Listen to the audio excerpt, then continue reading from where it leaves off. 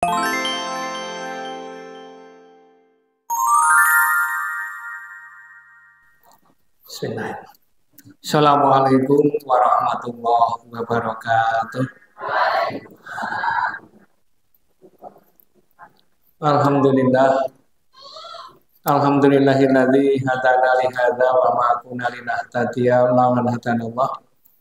Asyhadu an la ilaha illallah wahdahu la syarikalah wa asyhadu anna Muhammadan abdur rasuluhu la nabiyya ba'da. Allahumma sholli wa sallim ala Muhammadin bin Abdillah wa ala alihi wa sahbihi wa mawalah ma ba'd.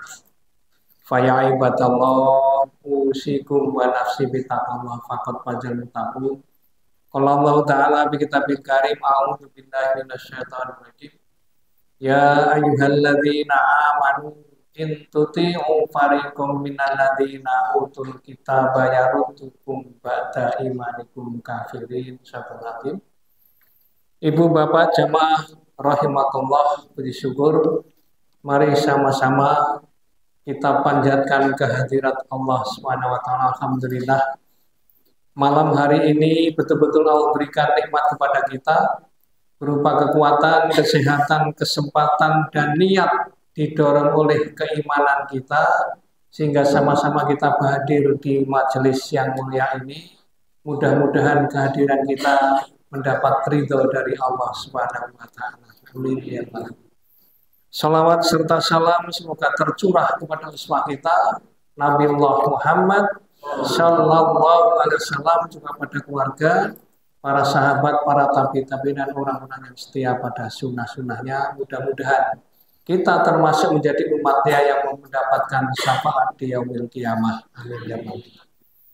Ibu bapak rahimakumullah, sesuai dengan apa yang telah kami ketengahkan dengan Mas Ari dari judul yaitu apa Bu?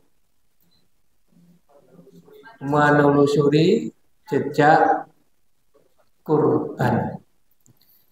Kenging menapa kula aturaken kados ngaten Bapak sekalian.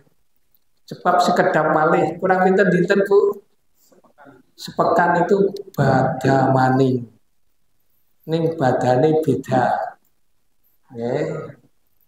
Adalah bodoh besar, berarti lebih besar daripada Idul Fitri karena besok ada namanya kurban.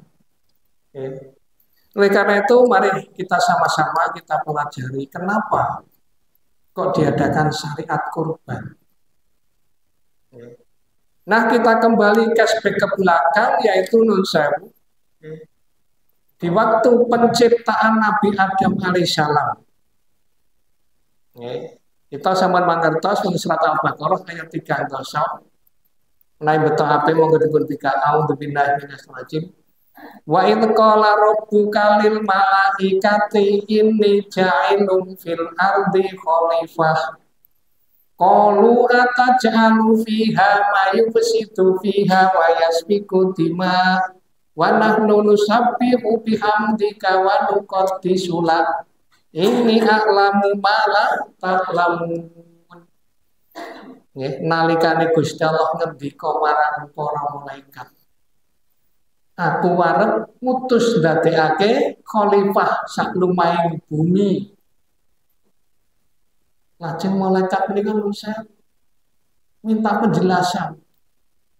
Ya Allah, menapa mboten badhe menumbuhkan penumpahan darah mangke wonten bumi? Singkatipun Allah ngendika, aku luwih ngerti timbang sira kabeh. Pertama. Nah, setelah Adam diciptakan, kemudian ayat selanjutnya, yaitu Al-Baqarah ayat selanjutnya yang berbunyi a'udzubillahi minasyaitonir. Wa idh qulna lil malaikati isjudu li adama fasajadu illa iblis aba wastakbar wa kana minal kafirin. Nalikane Adam diciptakan niku, kemudian ada dialog antara malaikat dengan Allah yang mengatakan bahwa Allah itu Adam itu lebih tahu daripada para malaikat dan sebagainya. Kemudian apa? Allah memerintahkan kepada malaikat suruh bersujud kepada Adam. Ngapunten keteranganipun sujud menika mboten kados kita sujud mata kados dene sujud kepada Allah, tapi menghormat kepada Nabi Adam alaihissalam sebab apa? Bahwa manusia ini diciptakan sebagai khalifah di bumi, mendapat derajat yang tinggi di hadapan Allah yaitu ahsani takwim. Walaqad khalaqnal insana fi ahsani takwim.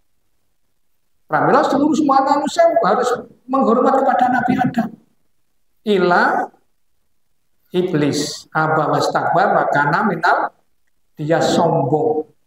Ayat selanjutnya menyatakan bahwa dia merasa lebih baik karena diciptakan dari api, sedangkan Adam dari tanah. Ini kronologi dulu Bu sekalian, karena ini ada sangkut pautnya nanti dengan masalah kurban. Nah, singkat cerita Bapak sekalian, kita tahu bahwa Nabi Adam adalah sendiri di dalam surga, kesepian. Gitu. Kemudian diciptakan siapa Bu? Yaitu Ibu Hawa. Nek muni Ibu Siti Hawa niku Siti niku Indonesia Bu. Tengaruhan mboten enten. Ibu Hawa. Nah, setelah itu Bu sekalian, baru terjadi peristiwa. Nabi Adam mendapatkan satu larangan yaitu la taqrabah sajarata wa takuna minadh-dhalimin. Ojo cedak-cedak karo pohon iki. Karo wit iki. Nek kowe cedak karo iki kowe dadi wong sing dolim. Dekat aja tidak boleh. Nah, karena setan tadi sudah bersumpah seorang yang dolim menjadi orang yang kafir dilaknat oleh Allah, ini ceritanya panjang sekali. Sehingga apa? Dia bersumpah setan kan akan menggoda manusia dari depan, dari belakang, dari kanan, dari kiri. Sehingga ada larangan seperti itu setan berbuat karena akan menyesatkan manusia. Ini ceritanya. Nah, setelah itu berupaya supaya Nabi Adam dan Hawa ini adalah mendekat kepada pohon itu, kemudian sampai memakan buahnya. Bagaimana bujuk rayunya? Kowe iki dihapusi karo Gusti Allah. Janjane pohon iki pohon abadi. Nek kowe gelem cedhake mangan iki bakalan swarga salawase. Nah, terbujuk rayu oleh setan sehingga makan dari buah itu yang namanya buah multi. Kenapa? Lepaslah semua kebesaran pakaiannya itu menjadi telanjang bulat diturunkan ke bumi. Kita sama mengertos Bu ingkang sampun haji monggo. Yaitu ada pertemuan antara Nabi Adam dan Hawa di mana Bu? Di Jabal Rahmah. Sudah beratus-ratus tahun baru ketemu. Kaya ngopo kangene sing jenenge bojone dipisah nanti pirang-pirang ratus tahun. Zaman dulu mulai panjang-panjang Bu. Pak, Nabi Ibrahim aja berapa tahun? 950 tahun, apalagi Nabi Adam. Mesti orangnya tinggi, besar banget. Ibu-ibu sampun anu nggih, sampun ngawon perisa makam Ibrahim sebesar apa Bu? Telapak kakinya jos besar. Gitu. Orangnya seberapa bisa bayangkan.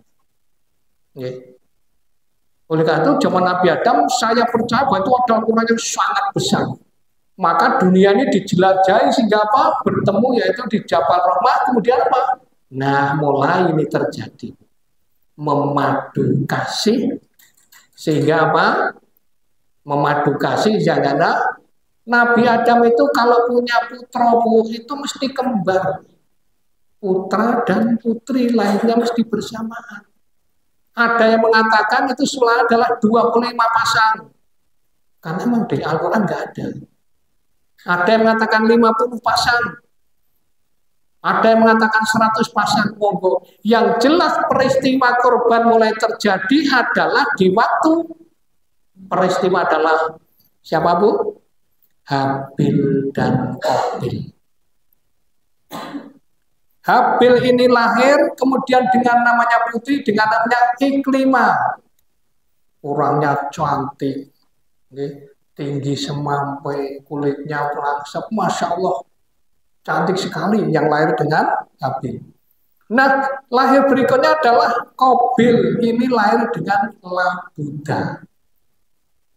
Wisnu saya pendek, irungnya pesek, ireng, mambu sisa. Nah, sehingga kenapa? Habil ini nggak terima, merasa dia lebih tua, tetap ingin mengawini, padahal kawin di waktu itu harus silang. Sing kene untuk kene, sing kene untuk kene.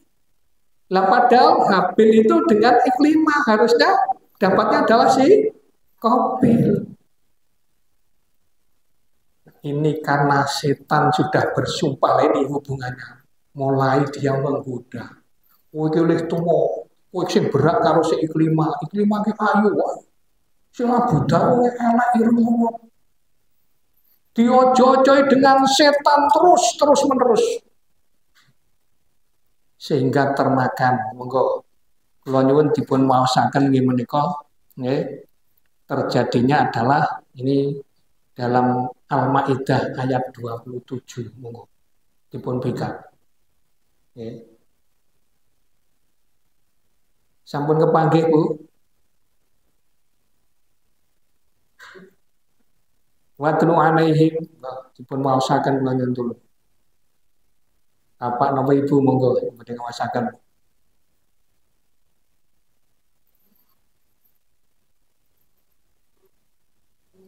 Monggo. Al-Maidah 27.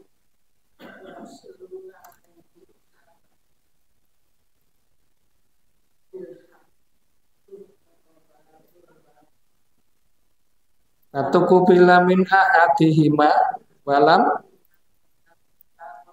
minal ahor qala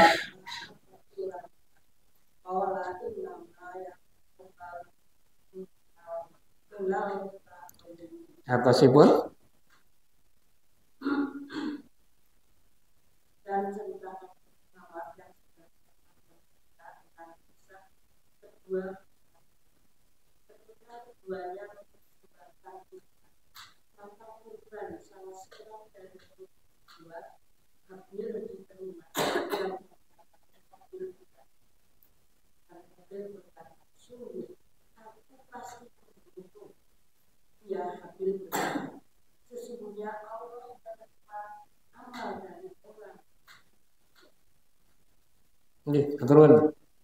Ini Pak, ini sudah mulai ada drama pembunuhan pertama. Namun demikian sekalian, nah karena ini nun sewu kabeh menginginkan Iklimah yang cantik jelita sehingga Allah menurunkan perintah pada Nabi Adam supaya keduanya itu adalah berkorban. Ini korban yang pertama. Namun sekalian, menurut cerita si Habil ini adalah nun sewu. Ini adalah seorang peternak ulung. Kemudian si Qabil ini adalah seorang yang mengelola pertanian. Ini versinya maaf, radikata kalau sekalian. Makanya ceritanya Pak juga beda. Memang ini beda karena tidak pakem. Ada yang mengatakan buah-buahan yang sudah agak busuk dan sebagainya. Ada yang sayur-sayuran agak busuk. Ini yang dari pertanian. Kemudian yang diterima dari si Habil ini adalah memilih domba yang besar, yang gemuk, yang cantik karena seorang peternak. Nah, disuruh diletakkan di dalam bukit, di atas bukit. Sudah diberi kode oleh Nabi Adam, barang siapa yang korbannya diterima, nanti akan ada kilat atau api menyambar korban mereka. Maka di sini nun sewu, ketika keduanya mempersembahkan korban, maka korban salah seorang dari mereka berdua Habil diterima dan yang lain Qabil tidak diterima. Karena Qabil ini memang seorang yang sangat pelit. Sedangkan si Habil ini menurut saya orang yang dermawan. Nah ini bisa lihat. Setelah itu apa? Ayat yang selanjutnya. yaitu yang ke-29, monggo dipun wasaken. Lain basata ilayya yadaka litaktulani ma'ana bibasiti yatiya ilaika liaktulak ini afallahu rabbul alamin. Sungguh jika engkau Qabil menggerakkan tanganmu kepadaku untuk membunuhku, aku tidak akan menggerakkan tangan kepadamu untuk membunuh. Aku takut kepada Allah. Sampai di sini pelajaran yang kita terima, sekalian. Kalau kita mau berkorban yang baik, kalau domba pilih yang gemuk, yang tinggi, yang besar, agar apa? Dagingnya banyak. Senadyan durung poel, sebab bakul itu pinter cok dipoeli. Contohnya saya kambing umur 2 tahun, ini gering, cacingan, main serat sisan. Lebih baik dalam umur 1 tahun tapi gemuk besar dan dagingnya banyak. Karena yang diterima oleh Allah adalah korban yang terbaik. Karena korbannya si Habil yang diterima oleh Allah. Nah kemudian nih sekalian, menurut cerita itu tidak langsung serta-merta dibunuh, ning diencem. Tadi nek saat ini kayaknya Mas Eri ini pasal ganda, pasal pembunuhan berencana. Pada suatu ketika setelah ada kesempatan, nek zaman biyen nggih dereng-enten parang, dereng-enten surip, adanya batu. Diambillah batu kemudian saya mulai cara diantem cengele terus Habil itu mati. Setelah mati disimpan beberapa hari karena nggak tahu, belum ada ilmu untuk mengubur. Nah ketika itu Allah mengutus burung gagak di dalam cerita itu. Ada yang mengatakan burung dara, taruh. Satu mati sehingga apa? Satunya itu ceker-ceker tanya untuk mengubur temannya yang mati. Ini pelajaran di Allah. Kemudian apa? Si Qabil ini juga ceker-ceker menduduk lemah, kemudian si Habil dikebumikan atau dipendam. Sampai di sini bisa lihat, Nabi Adam pernah melahirkan yaitu putra tidak, kembar hanya satu. Karena untuk mengganti siapa Bu yang meninggal? Si Habil. Agar ada jodohnya terus-menerus. Oleh karena sekalian, inilah cerita. Dan ini juga versinya agak banyak. Nah, ini yang nunsamu yang jahat namanya si Qabil ini sekarang menurunkan orang-orang Palestina. Sebab waktu itu diusir. Sehingga sampai sekarang orang Palestina itu jahat. Orang salah wae dibomi mawon di sana durung rampung perdamaian wae tetap itu ngeyel. Selanjutnya Bu saya singkat karena waktunya nggak mungkin cukup. Kurban di waktu Nabi Ibrahim alaihissalam. Karena ada 4 fase ya. Kurban itu di waktu Nabi Adam, Nabi Ibrahim, Nabi Musa dan Nabi Muhammad sallallahu alaihi wasallam. Ada 4 fase. Ini kurban di waktu Nabi Ibrahim alaihissalam. Gimana? Nah, kita tahu Bu, ya, bahwa Nabi Ibrahim itu sudah tua umurnya. Ya, Ibu Sarah itu ya juga tua dah. Nek perempuan buatan sampai sepuh dari mana pus sudah tidak datang bulan, tapi belum punya anak. Nah, Nabi Ibrahim ini Bu sekalian dianggap jadi orang gila. Kenapa? Selalu berzikir kepada Allah. Apa zikirnya Bu?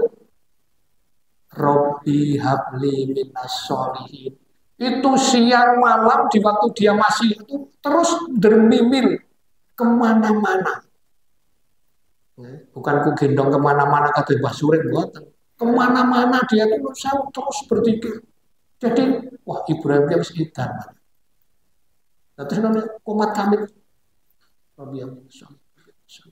terus siang malam gitu. Sehingga apa bicara? Suatu ketika Nabi Ibrahim itu mendapat hadiah seorang cewek namanya Hajar.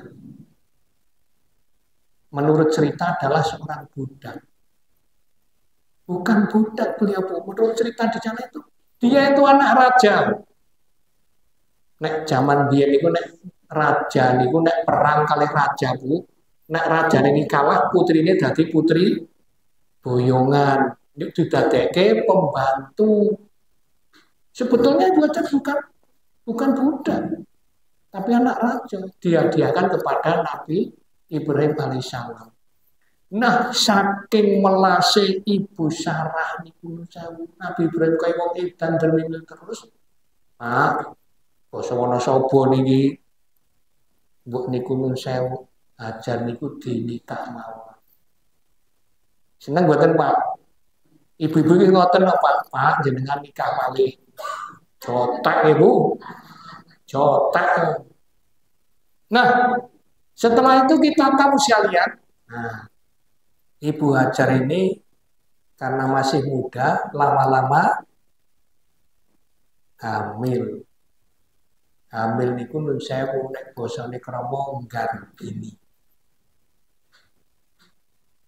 Nah, setelah lahir subhanallah Bu, perintah Gusti Allah niku kon nggawa nang tanah lembah sing jenenge Bakah.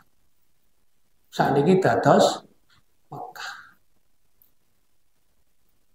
Sampai di lembah Sara nun sewu di tengah padang pasir ada cekungan sekalian diletakkan di situ. Kemudian Nabi Ibrahim itu pergi. Padahal Ibu Hajar hanya tidak ditinggali apa-apanya bekal sekedarnya. Bisa dibayangkan di tanah yang tandos tidak ada naungan apapun ditinggal di situ.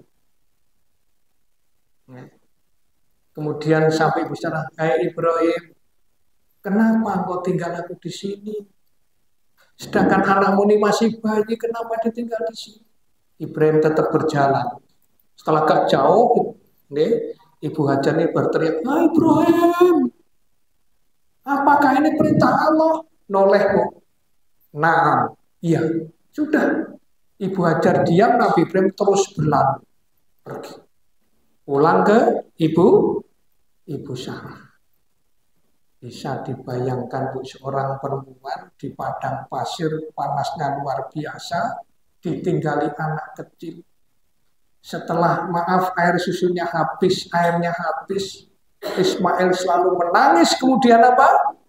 Ditinggal di situ, Ibu Hajar kelihatan ada air di seberang sana. Padahal itu hanya fata morgana di Bukit Sofa. Kemudian lari ke Marwah, kembali lagi ke Sofa sampai 7 kali, sehingga sekarang menjadi rukun ibadah haji yang namanya sa'i. Subhanallah.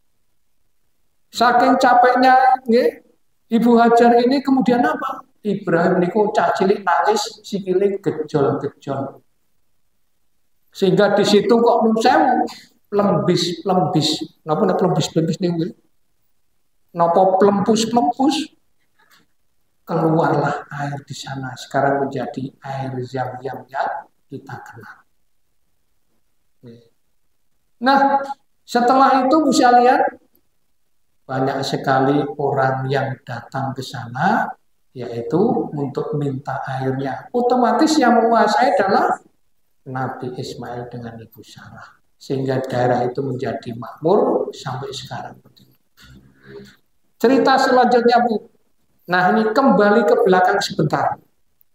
Nabi Ibrahim itu orang yang sangat kaya raya. Setiap saat dia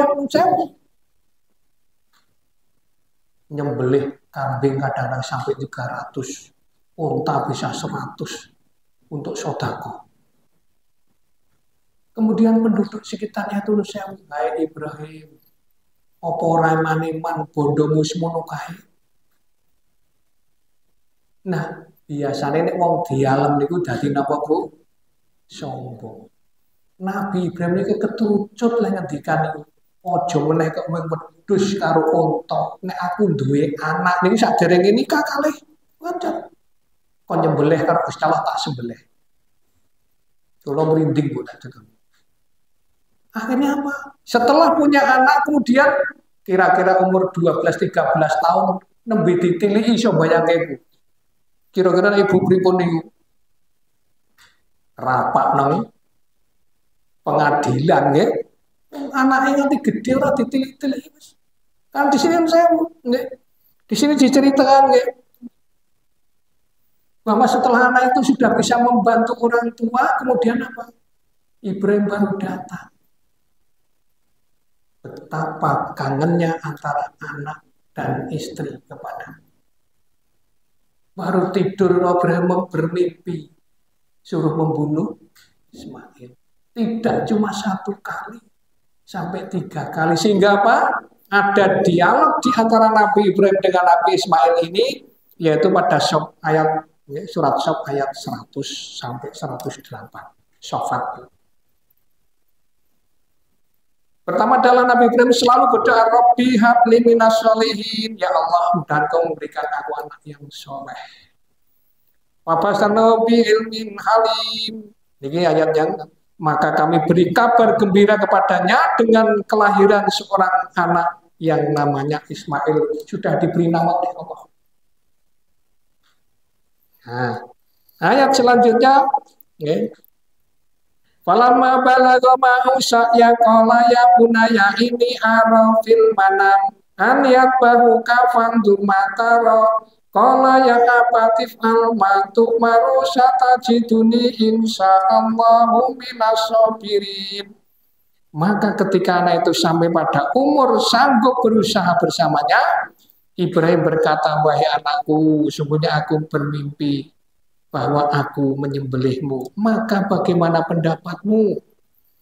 Dia Ismail menjawab, wahai ayahku, lakukan apa yang diperintahkan Allah kepadamu, insya Allah engkau akan mendapatiku termasuk orang yang sabar. Subhanallah, anak yang soleh arti sembelih pasrah. Kira-kira nek zaman saiki urung nganti nyembelih, anak bapake sih sembelih dhisik. Tapi karena ibu ajar anak ibu yang soleh mendidik anaknya. Nah ini terjadi drama, kalau saya baca kisahnya itu saya menangis betul. Karena apa? Di waktu itu adalah Nabi Ibrahim memberitakan kepada Ibu Hajar, kayak anakmu dusono keramasono sing resik nggonono pakaian sing apik arep tak jak idolan. Bagaimana seorang ibu gitu mesti bangga betapa tresnone seorang ayah kepada anaknya.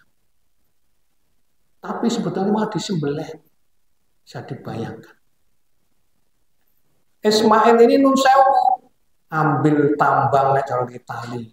Hai ayahku, ikatlah tangan dan kakiku agar aku tidak nun sewu, tidak gejol-gejol, tidak pola, biar nyembelihnya gampang. Kemudian pesonya dikasih, ya ayahku ini pesonya diasah yang landep biar aku tidak merasakan sakit yang terlalu lama. Hai bapakku, jubahmu ini dicalekke biar tidak kena darahku, nanti tidak ditanya sama ibu. Subhanallah. Nah di sini juga ada drama. Ternyata iblis itu menggoda Ibu Hajar dan Ibu Sarah. Kayak anakmu ke raja idolannya dibeleh, kok kowe tegel-tegele? Bagaimana jawabnya? Kalau itu perintah Allah, saya berserah diri pada Allah. Kira-kira ibu mriki terang nangis kalau idul, lepor Pak polisi itu ada dibeleh. Ini hanya sambil garis besarnya, Bu. Tapi dialog antara ayah dan anak ini betul-betul terenyuh ke seorang anak yang sangat soleh. Sampai bapak ini saya, nah ini ceritanya kan di ayat Al-Quran. Kemudian ayatnya 103, maka ketika keduanya telah berserah diri dan dia Ibrahim membaringkan anaknya atas pelipisnya untuk melaksanakan perintah Allah. Wis dilegerengke, Bu. Orang-orang sudah berkumpul, berduyun-duyun melihat dan mengatakan Ibrahim ini pancen gendeng, Ibrahim pancen edan, anake dhewe dibeleh. Dadi wong sing dermimil niku sakniki terlaksana. Pancen ket biyen Ibrahim pancen dadi ndelemping terus, saiki malah arep nyembelih anak.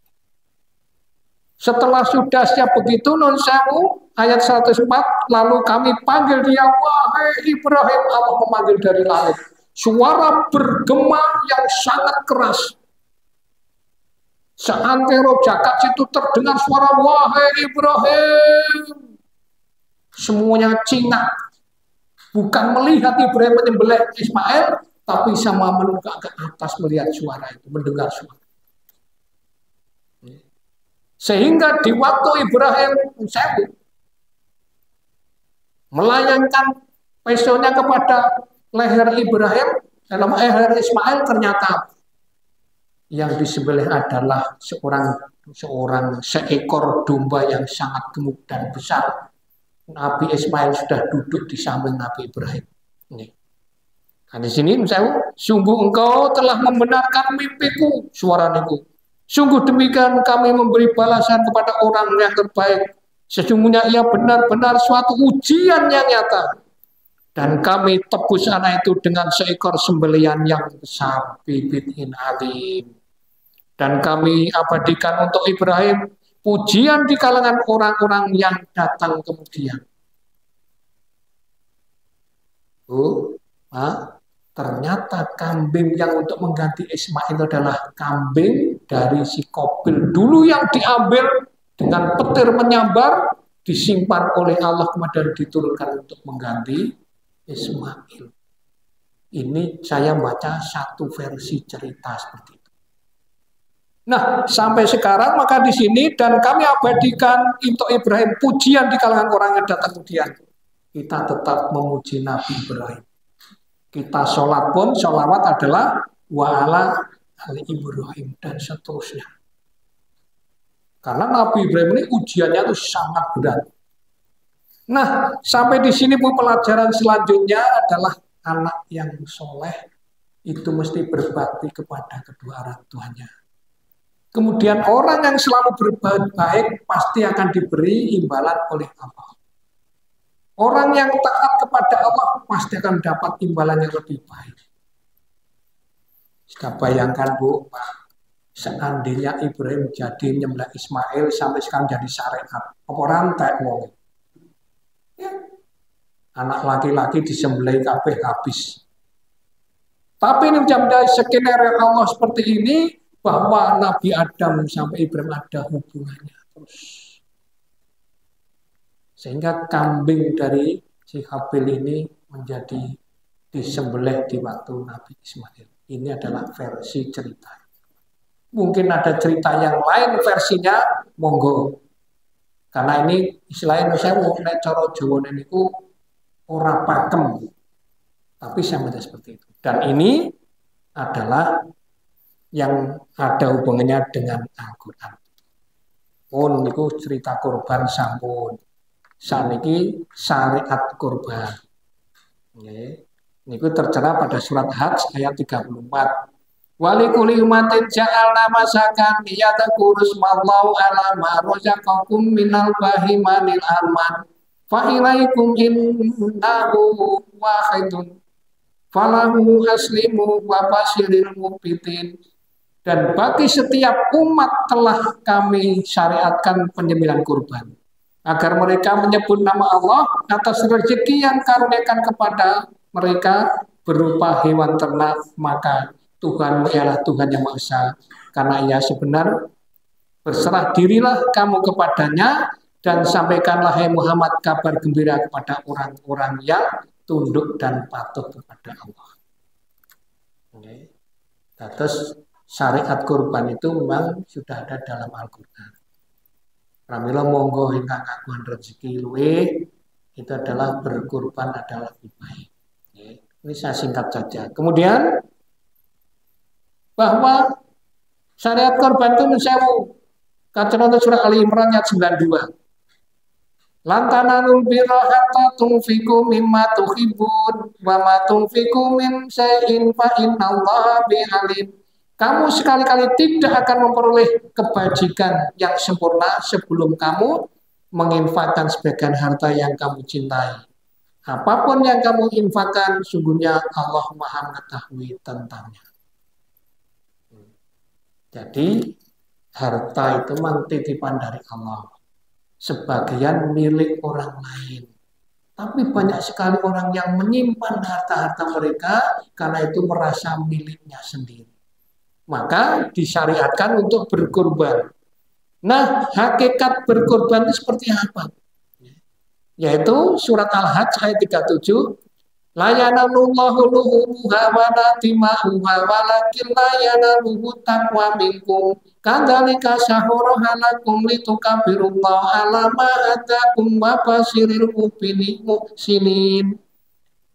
Daging hewan dan darahnya itu sekali-kali tidak sampai kepada Allah. Tetapi yang sampai kepadanya adalah ketakwaan kamu.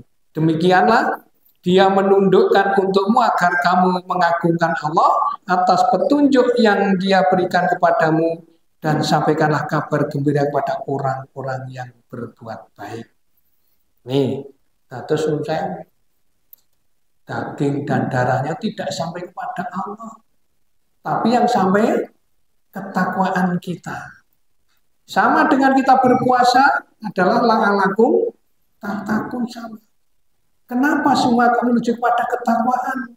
Karena inna akramakum indah. Orang yang paling mulia di sisi Allah. Bukan orang yang kaya, bukan orang yang gagah, bukan orang yang cantik, tapi ketakwaan di hadapan Allah dapat ilmunya. Nah, berkorban juga berinfak ini adalah menunjukkan ketakwaan kita kepada Allah Subhanahu wa taala.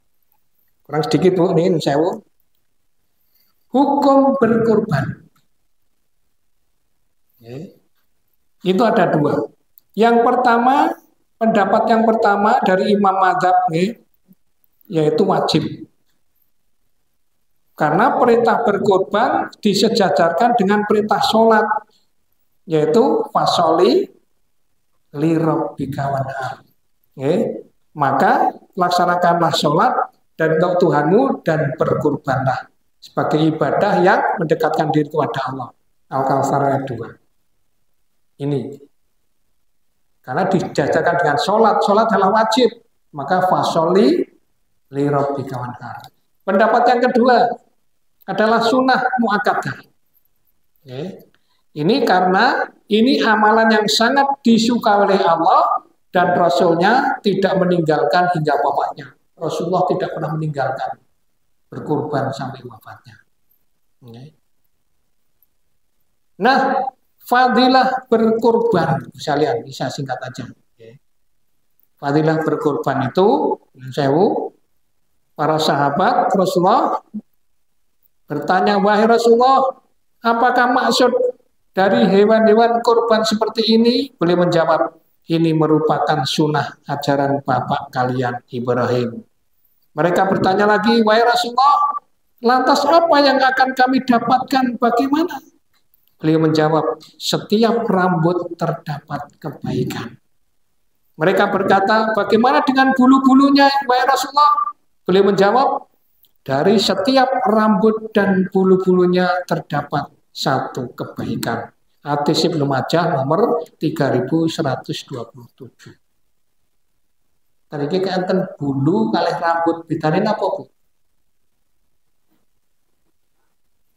Bulu kali rambut bedane apa Pak?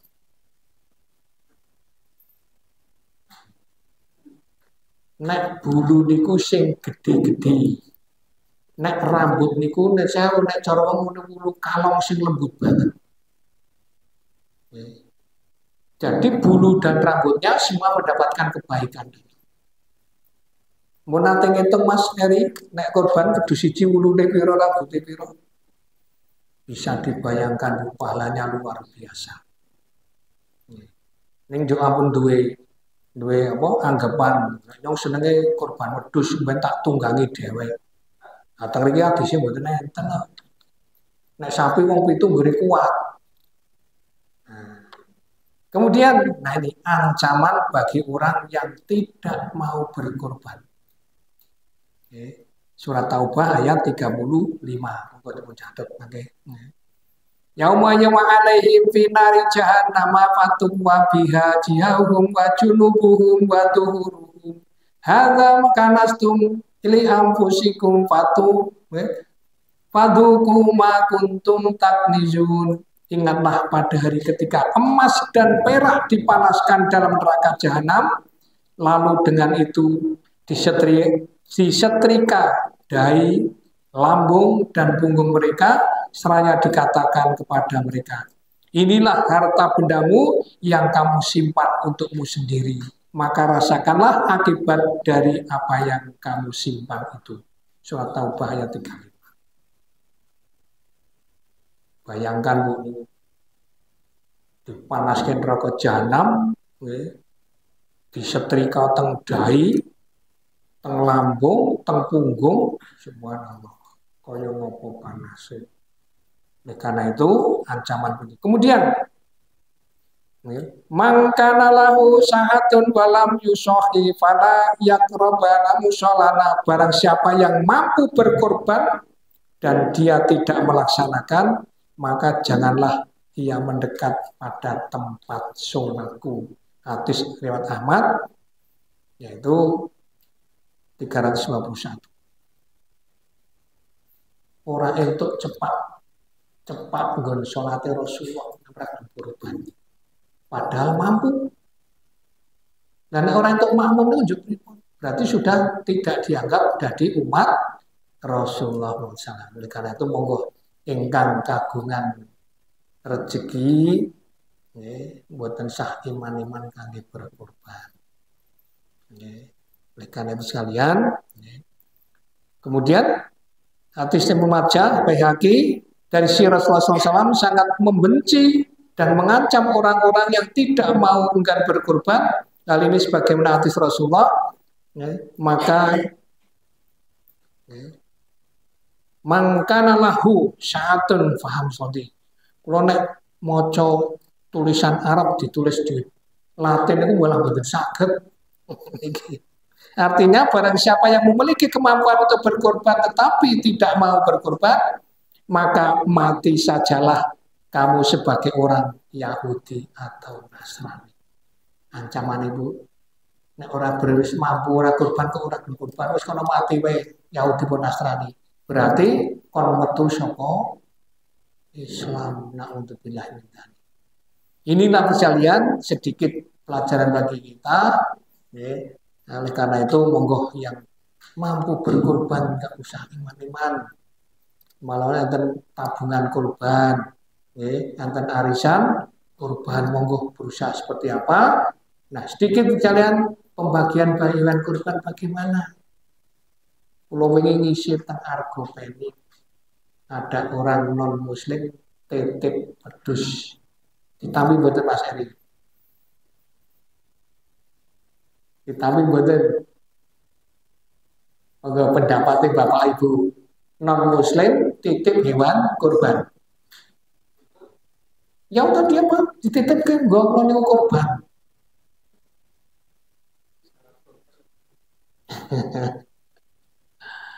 Ini kan susah nih. Oleh karena itu, nek pendapat Pak Yogi tompo wae. Barangnya ini kambing halal atau haram, Bu? Halal. Yang nyembelih orang muslim atau orang Nasrani? Muslim. Halal, Mas. Mantap, tidak apa-apa. Karena apa?